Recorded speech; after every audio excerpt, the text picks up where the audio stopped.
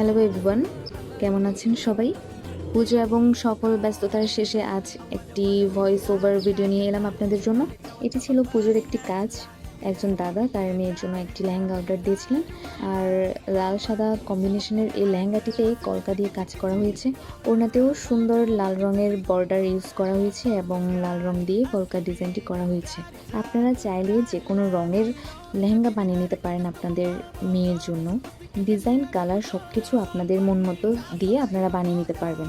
আর আমার সকল কাস্টমারদের প্রতি রিকোয়েস্ট থাকবে যে আপনারা যদি কোনো অনুষ্ঠান বা কোনো পুজোর জন্য অর্ডার দিতে চান, তাহলে অবশ্যই 1 থেকে 2 মাস আগে আপনারা অর্ডারটা দিবেন, কারণ পুজোর কাছাকাছি সময়ের দিকে গিয়ে দেখা যায় যে অনেক ব্যস্ততার কারণে কাজগুলো শেষ করা খুবই টাফ হয়ে যায়।